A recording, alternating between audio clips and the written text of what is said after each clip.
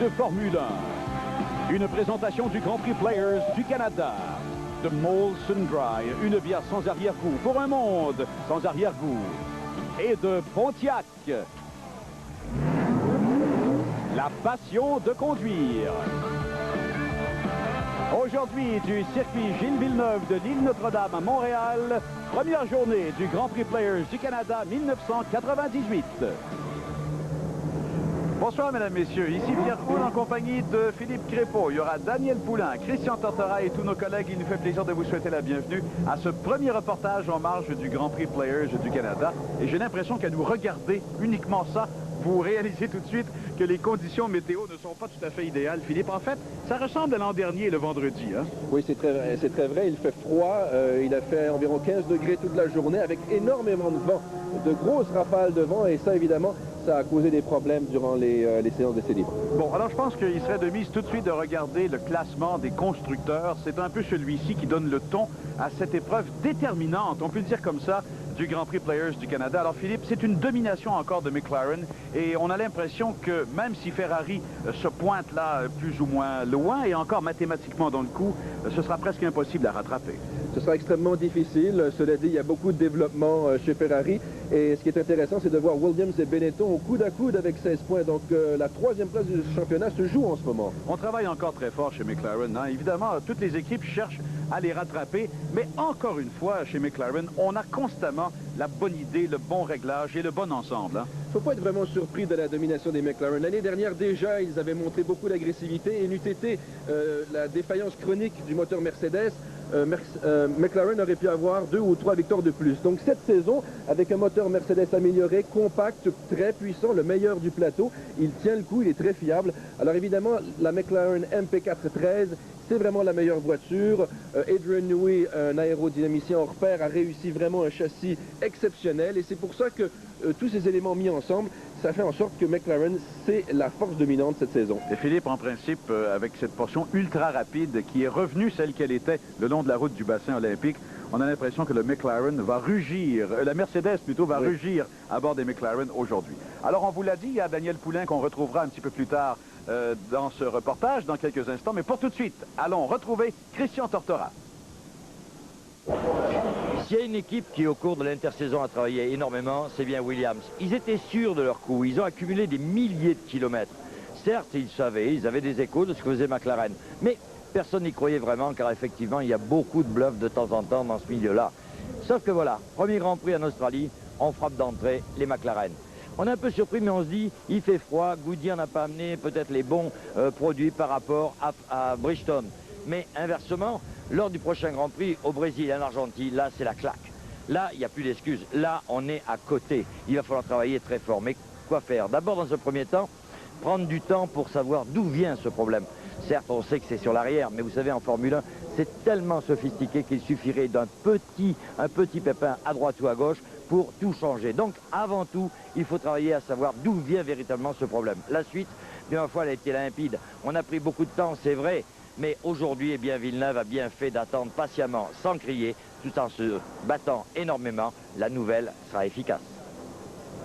Pendant que la majorité des spectateurs observeront le comportement et les performances de Jacques Villeneuve, il ne faut pas oublier que tous, ici à Montréal, suivent de près les performances de l'écurie Ferrari. Eh bien, chez Ferrari, on a le sourire aux lèvres, pour plusieurs raisons. D'abord parce que Michael Schumacher l'a emporté ici même à Montréal et qu'il aime bien courir ici. Mais aussi et surtout peut-être parce que le deuxième pilote de l'écurie, Eddie Irvine, s'est déclaré partie intégrante de cette écurie. Il veut bien performer à Montréal, il sent qu'il peut peut-être lui aussi monter sur le podium. Et bien sûr, Jean Todt, le directeur technique, a le sourire aux lèvres, ce qui n'arrive pas souvent. Merci messieurs, cette émission sera de retour dans quelques instants. Le Grand Prix Players du Canada à l'antenne de Radio-Canada Sport. Dans le cadre du Grand Prix Players du Canada, ne manquez pas le Rockfest Molson Dry. Faites des concerts dont Éric Lapointe, Steppenwolf, Everclear, Chuck Berry et rendez-vous à la fin Molson High Dry devant la place du Puy, découvrir les groupes de la relève rock québécoise. Tous les concerts sont gratuits, du 3 au 6 juin sous les étoiles entre Berry et de Maisonneuve. Venez vivre le Rockfest Molson Dry. sommes de retour au circuit Gilles Villeneuve de l'île Notre-Dame, première journée d'activité du Grand Prix Players du Canada. Comme vous le savez, Jacques Villeneuve a rencontré la presse mercredi dernier, conférence de presse d'ailleurs qui a été largement couverte bien sûr par tous les médias de Montréal et bien sûr de tout le Québec et de tout le pays. Et après cette conférence de presse donnée de façon générale, Jacques Villeneuve a accepté de rencontrer un à un les journalistes. Il a notamment rencontré notre collègue Philippe Crépeau et il lui a rappelé la progression de la voiture 1998 et surtout une idée de l'évolution des problèmes chez Williams. Bon, avant même le premier Grand Prix, je savais qu'il y avait un problème sur le train arrière. Ça a pris quelques Grands Prix où c'est la faute des pilotes qui règlent mal leur voiture ou qui les pilotent mal. Mais bon, une fois que tout le monde s'est rendu compte que non, qu'il y avait vraiment un problème sur la voiture, qu'on était à la limite, qu'on l'avait bien réglé, mais qu'on ne pouvait pas aller plus vite avec cette voiture, là, le travail a commencé pour essayer de comprendre exactement d'où vient ce problème et comment l'améliorer. On a fait des essais juste avant le Grand Prix d'Imola avec le train arrière de l'année dernière, et ça allait mieux. Moi, je voulais qu'on change directement, sans réfléchir à pourquoi c'était mieux, et de l'avoir pour les courses suivantes. L'équipe a préféré prendre son temps pour mieux comprendre, ce qui fait que maintenant, on a quand même une voiture supérieure à ce qu'on aurait eu si on avait utilisé le train arrière de l'année dernière. Bon, alors Philippe, l'écurie Williams s'est en allé à Monza, entre Monaco et le Grand Prix du Canada ici, Grand Prix Players du Canada à Montréal.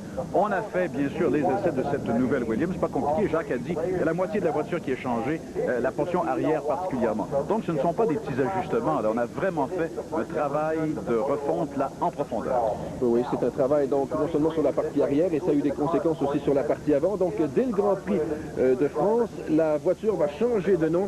Elle va devenir la FW20P. Alors, vous avez en bas de l'écran la voiture qu'avait Jacques jusqu'à ce Grand Prix du Canada et en haut, celle qu'il a depuis donc une semaine pour ce Grand Prix du Canada, la nouvelle. Alors, si on faisait le tour, commençons d'abord par ce qu'on ne voit pas et là où il y a amélioration majeure, la suspension et le train arrière.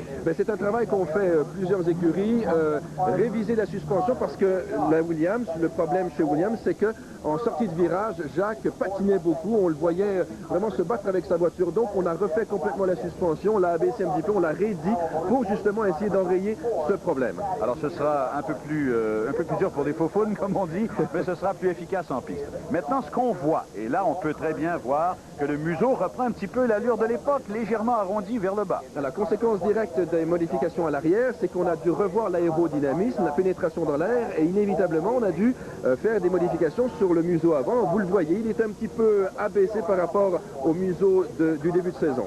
Elle est plus longue de 10 cm. Comment le voir? Difficile. Un seul petit point de référence. Regardez là où il y a une petite ligne blanche, le bas et le haut. On voit qu'il n'y a plus d'espace entre cette entrée d'air à l'arrière et le pneumatique arrière gauche. On peut donc voir les 10 cm à cet endroit. Et petit fait à noter qui n'a rien à voir avec la nouvelle voiture, l'ajustement de l'aileron arrière pour Montréal. Oui, c'est extrêmement important de bien ajuster les ailerons. Donc sur la photo du bas, c'était le Grand Prix d'Argentine. Vous voyez, l'aileron est beaucoup plus incliné parce qu'il fallait plus d'appui. Au Grand Prix du Canada, il en faut beaucoup moins. Donc l'aileron, vous le voyez, est beaucoup plus plat. Alors Philippe, évidemment, ça c'est le travail colossal qui a été fait par l'écurie Williams. Évidemment, l'écurie McLaren, elle, est déjà au sommet, au top niveau. Et on a demandé à celui qui était conseiller technique il y a 2 ans chez McLaren, Alain Prost, de nous donner les raisons de ce grand succès de l'écurie britannique. Les équipes qui sont gagnantes, ce sont des équipes qui sont performantes une année, mais qui arrivent à avoir des programmes à moyen terme, c'est-à-dire à 2 ans ou 3 ans.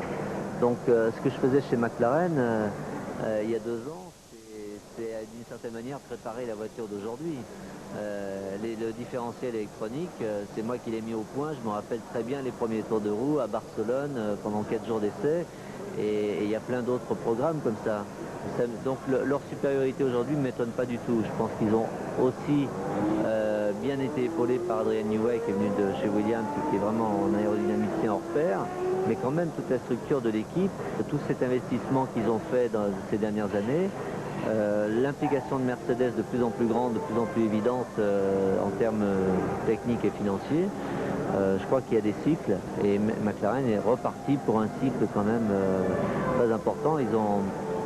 C'est une structure très forte, très solide, toujours tournée vers l'avenir et ça va être dur de les déloger, mais bon, j'espère qu'on y arrivera dans quelques temps, dans quelques mois, peut-être dans quelques années.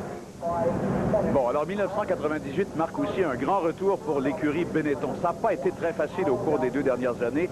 Et l'un des responsables, on l'entendra dans quelques instants, c'est Nick Wirth, celui-là même qui était à la tête du projet avorté de l'écurie Simtech il y a quelques années. Wirth a fait un travail extraordinaire pour vraiment ramener Benetton au niveau de qualité, ou presque en tout cas, que l'on connaissait il y a quelques années. Chez Ferrari, c'est une excellente saison également, et nous allons écouter tout de suite les commentaires et surtout l'appréciation du directeur sportif de la Scuderia, Jean Todt. Déjà, Ferrari a fait beaucoup d'efforts, mais les autres ont fait autant d'efforts. Donc en Formule 1, il y a un certain nombre d'équipes qui travaillent beaucoup, qui investissent beaucoup dans le domaine de la recherche, aussi bien sur les châssis que sur les moteurs. Il y a l'aspect pneumatique qui est différent cette année, où probablement on n'a pas encore atteint notre meilleur niveau. Mais je pense que le Canada devrait nous permettre d'essayer de nouvelles solutions et d'être plus compétitifs. Yeah, it's been a steady progress. Obviously, we've got these 2 new young drivers, and we've applied a lot of new technology to the design of the car, some of which has taken a little while to get sorted out, but the results seem to be coming now, and the progress seems to be good. We're quite happy, and I think it's fair to say we've lost quite a lot of points this year with a few crashes and things like that. So, you know, I think it's obviously possible for us to have been with a similar performance in a better position, but that's all part of the learning curve for the team and drivers, and we're happy. Évidemment, la guerre des pneumatiques bat son plein encore une fois cette saison et on a l'impression, et c'est bien net d'ailleurs, que Bridgestone a pris les devants sur Goodyear. D'ailleurs, le fabricant américain a été pointé du doigt, notamment par Michael Schumacher. Alors écoutez, ça a créé tout un remous bien sûr, sauf que Goodyear a de nouveaux pneumatiques ici à Montréal et Christian Tortora a rencontré aujourd'hui M. Dermot Bambridge qui va nous parler de l'évolution de Goodyear pour ce Grand Prix du Canada. Monsieur Bambridge, ces derniers temps, on peut dire que chez Goodyear, vous êtes à la une, puisque chez Ferrari, on se plaint des pneus Goodyear. Ouais. Nous avons le même but, Ferrari, c'est à gagner le championship. Et nous travaillons avec Ferrari très fort, avec le testing, le développement. Donc nous avons le très fort ensemblement.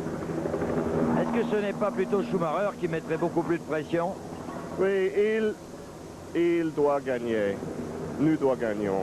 Le même but. Nous avons les gommes nouveaux pour la course ici.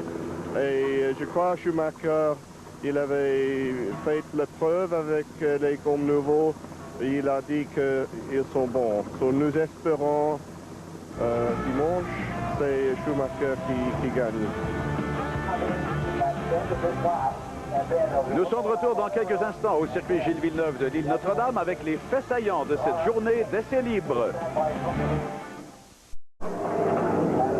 Alors nous sommes de retour et Philippe, ce matin, c'était frais, on peut le dire comme ça. Regardez, température extérieure 14 degrés, température de piste 16 degrés seulement et les vents étaient relativement forts. Les 2 Williams avaient hâte d'aller en piste et nous on avait hâte de les voir également. Oui, et d'ailleurs Jacques Villeneuve n'a pas hésité, il a attaqué énormément dès le départ, ce qui lui a permis de faire un premier temps intéressant, 1 minute 21 secondes, 818, il donnait un petit peu le rythme à cette séance. Alors par la suite, Mika Hakkinen enregistre un premier chrono, disons-le comme ça, probant, dans les 1:20, sous les 1:21. Et ça a été étonnant dès le départ. On s'attendait à des temps un peu plus lents, mais vraisemblablement, les McLaren visaient beaucoup plus haut. Oui, et David Coulthard a imité son coéquipier puisqu'il s'emparait de la 2e position en 1 minute 21 secondes 758, confirmant donc que les 2 pilotes étaient très motivés. Bon, alors évidemment, Heinz Harald Frentzen, que l'on voit ici un peu plus tôt, ce chrono-là n'était pas extraordinaire, mais en bout de ligne et un peu plus tard, il enregistre le 2e temps, 1:21.310. C'était absolument exceptionnel pour lui. Alors, confirmation que toutes les écuries ont travaillé pour essayer de rattraper McLaren. Jean Alesi dans la Sauber avec une évolution moteur Ferrari a réussi, ou réussissait à ce moment-là de la séance, le 3e temps en dessous des 1:22, 1 minute 21 secondes 464. C'était une très belle surprise. On le voit, la tête inclinée sur le côté pour négocier le virage. Eddie Jordan a dit, il faut gagner, il faut marquer des points à Montréal. Fini les folies. Damon Hill pousse très fort. C'est peut-être ce qui l'a amené à déraper, mais quand même, 4e temps lors de la séance de ce matin. Jacques Villeneuve est revenu en piste pour essayer d'attaquer encore plus fort, peut-être un petit peu trop. Et il a eu du mal parfois à contrôler son bolide comme ici dans cette section assez délicate du circuit. Et il n'a pas réussi à battre le temps de Mika Häkkinen. D'ailleurs, il a un petit peu descendu au classement. Il ne réussissait que le 6e temps en fin de séance. Et chez McLaren, on a voulu faire ce matin ce que l'on fait presque à chaque occasion depuis le début de la saison, c'est-à-dire enregistrer un doublé. Donc, Mika Häkkinen a le meilleur temps lors de la première séance du vendredi matin et David Coulthard réussit à enregistrer le 2e temps. Nos collègues, après cette première portion de la séance libre, sont allés dans la ligne des puits. Christian d'abord. On attendait surtout ces premiers pas de cette fameuse Williams. Allait-elle vraiment être efficace? Je peux vous dire d'ores et déjà que oui. Même s'il faut rester prudent, car effectivement, tout le monde va travailler fort. Les millièmes vont être les plus difficiles à aller chercher, mais d'entrée de jeu, il est clair que cette nouvelle Williams satisfait Jacques. Pourquoi? Le meilleur exemple que l'on puisse donner, ce sont les images qui parlent toutes seules. Regardez bien dans l'épingle ce qui se passe avec Michael Schumacher, qui ce matin a même fait un tête-à-queue. Jacques, lui, sort de là avec beaucoup de maîtrisité. Comme quoi, on a bien l'impression qu'aujourd'hui, la Williams, c'est la Ferrari, et la Ferrari, la Williams. Alors, première session d'essai libre fort concluante du côté de l'écurie McLaren. On se dit fort satisfait, c'est normal. On a enregistré les meilleurs temps. Tant Mika Häkkinen que David Coulthard ont été à la hauteur de la situation. Déception, par contre, chez Benetton, particulièrement pour le jeune pilote Alexander Wurz. Lui qui avait connu ses débuts fort éloquents d'ailleurs à Montréal l'an dernier en Formule 1. Sa première session d'essai libre ce matin aura été fort décevante. Surprise fort agréable enfin chez Sauber, particulièrement pour Jean Alesi. Jean Alesi qui semble toujours réserver ses meilleures performances de l'année pour le site de Montréal, qu'il aime beaucoup. Évidemment, il est fort satisfait, mais tout cela peut encore changer lors de la 2e session en après-midi. Eh bien, Daniel, justement, la 2e session commençait avec tout de suite David Coulthard, des prétentions élevées. Coulthard allait descendre sous les 1,21 lui aussi, 1,20,802. Ça lui donnait temporairement, donc, le meilleur temps, Philippe, le meilleur temps de la journée, bien sûr. Oui, mais Michael Schumacher dans la Ferrari voulait montrer les crocs.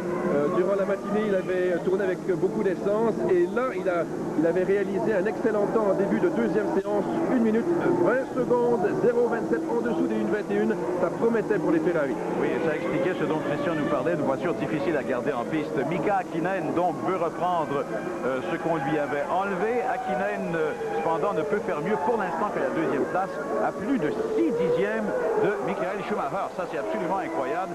Et en poussant même à la limite, il a connu ce léger dérapage sans conséquences graves. Cependant, il a pu reprendre la piste lui-même. Jacques était prêt à essayer de nouveaux réglages. Jacques Villeneuve, donc, dans cette 2e séance. Malheureusement, dès sa première sortie, un gros problème. La voiture, tout d'un coup, qui s'éteint. Il cherche et il ne sait pas très bien ce qui se passe, mais il doit s'arrêter en bordure de piste, à l'endroit où Olivier Panis avait connu son accident l'an dernier.